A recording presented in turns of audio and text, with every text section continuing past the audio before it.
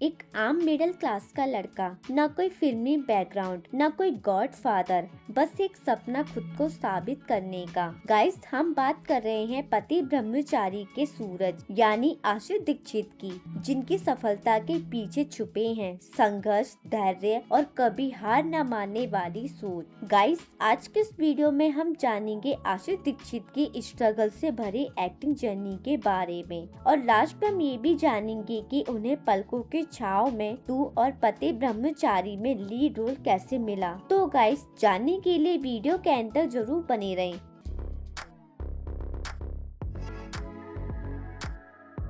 आशीष दीक्षित का जन्म एक मिडिल क्लास फैमिली में हुआ था। उनके परिवार का हमेशा से ये मानना था कि मेहनत और ईमानदारी से ही जिंदगी आगे बढ़ती है। आशीष के घर का माहौल एक्टिंग से बिल्कुल अलग था, लेकिन आशीष के दिल में कुछ अलग करने की चाह थी। आशीष का बचपन बिल्कुल अलग था। जब बाकी के बच्चे खेलते थे तो आशीष खुद को किरदारों में ढालने की कोशिश करते थे। आशीष को बचपन से ही एक्टिंग करना और परफॉर्मेंस का काफी शौक था। टीवी और फिल्म्स देखकर उनके मन में भी सिर्फ एक ही सपना था, स्क्रीन पर खुद को देखना।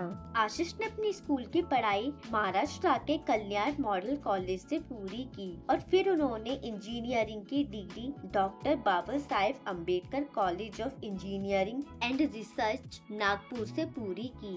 एक्टिंग में आने से पहले आशीष ने इंजीनियरिंग की जॉब की, क्योंकि उनके ऊपर कुछ जिम्मेदारियां थीं, परिवार की उम्मीदें, समाज की सोच और एक सेफ फ्यूचर बनाने की चिंता।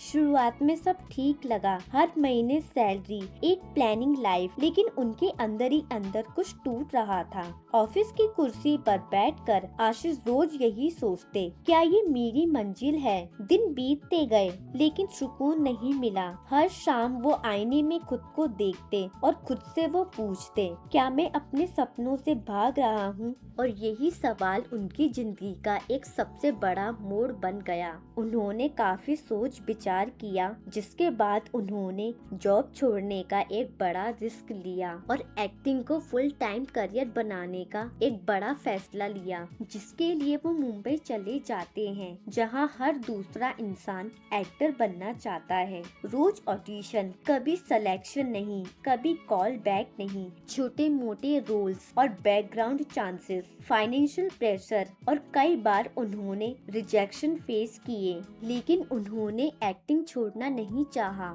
आशीष के लिए सबसे बड़ा मुश्किल वक्त वो था जब ऑडिशन के बाद सिर्फ वेल कॉल यू सुनने को मिलता था, लेकिन उन्होंने अपने एक्टिंग पर काम किया, पेशेंस रखा और खुद पर भरोसा रखा। यही चीज उन्हें बाकी लोगों से अलग बनाती है। लगातार मेहनत करने के बाद आशीष को मिला वो मौका जिसने उनकी पहचान बदल दी। साल 2022 में दंगल टीवी का शो पलकों की छाव में 2 के लिए उन्होंने ऑडिशन दिया था, जिसके बाद उन्हें नंदन के रोल के लिए शॉर्ट लिस्ट किया गया। आशीष का कहना है कि शो के मेकर्स एक ऐसे एक्टर की तलाश में थे जो नंदन के नटखट, रोमांटिक और थोड़े गैर जिम्मेदार नेचर को पर्दे पर जान दे सके। आशीष का नेचर और उनकी एक्टिंग इस रोल के लिए एकदम परफेक्ट थी और फिर उन्होंने नंदन का मुख्य किरदार निभाया, जो कि ऑडियंस को काफी पसंद आया और इस रोल से उन्हें घर घर पहचान भी मिली और साथ ही उनकी फैन फॉलोइंग भी काफी इंक्रीज हुई।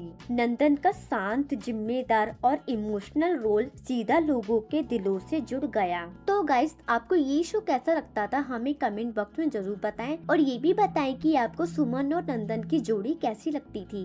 पलकों की छाव में 2 के बाद आशीष दीक्षित को टीवी इंडस्ट्री में नोटिस किया गया। उनका कॉन्फिडेंस बढ़ा और उनके करियर को एक नई डायरेक्शन मिली। ये रोल उनके लिए सिर्फ एक कैरेक्टर नहीं था, बल्कि सालों की मेहनत का रिवॉर्ड था। वैसे तो आशीष दीक्षित ने इस शो से पहले कई टीवी शोज में छोटे मोटे रोल्स प्ले किए, लेकिन वो ज्यादा नोटिस में नहीं आ पाए, तो इसलिए उनका पहला बड़ा शो पलकों की छाव में 2 को माना जाता है, क्योंकि इस शो से उन्हें वो पहचान मिली जिसके वो हकदार थे। इस शो के बाद उन्हें कुछ टीवी शोज में ठीक ठाक रोल्स प्ले करने का मौका मिला, जैसे कि स्वराज में बिरसा मुंडा, छठी मैया की बिटिया में कार्तिक ठाकुर, और साथ ही उन्होंने कुछ मूवीज और वेब सीरीज में भी काम किया। और अब ये साल 2025 से फिर से दंगल टीवी का शो पति ब्रह्मचारी में सूरज का मेन लीड रोल प्ले करते हुए नजर आ रहे हैं। और इस शो में वो एक ब्रह्मचारी होते हैं और ये रोल भी ऑडियंस को काफी पसंद आ रहा है। और उनकी नेचुरल एक्टिंग, इनोसेंट एक्सप्रेशन और स्ट्रॉन्ग स्क्रीन प्रेजेंस को काफी पसंद किया गया है। और साथ ही ईशा और सूरज की प्यारी सी नोक झोंक को भी काफी पसंद किया जा रहा है। तो गाइस, आपको ईशा और सूरज की जोड़ी कैसी लग रही है हमें कमेंट बॉक्स पे जरूर बताएं। और ये भी बताएं कि आपको ये शो कैसा लगता है। आशीष का कहना है कि इस रोल के लिए उन्होंने ऑडिशन दिया था और उन्हें ऑडिशन के दौरान सेलेक्ट कर लिया गया, जिसके बाद वो सूरज के मेन कैरेक्टर में नजर आ रहे हैं। आशीष दीक्षित की जर्नी हमें ये सिखाती है कि रिजेक्शन एंड नहीं होता, स्ट्रगल टेम्पररी होता है और कंसिस्टेंसी ही सक्सेस की चाबी होती है। गाइस, अगर आप भी एक्टिंग या किसी भी फील्ड में स्ट्रगल कर रहे हैं तो आशीष दीक्षित की कहानी आपको गिव अप ना करने की इंस्पिरेशन देगी। गाइस, अगर आपको आशीष दीक्षित की स्ट्रगल स्टोरी पसंद आई हो तो वीडियो को लाइक, शेयर और चैनल को सब्सक्राइब जरूर करें, ताकि आपको ऐसी ही अपने फेवरेट सेलिब्रिटी की वीडियो हर वीक के अंदर मिलते रहे।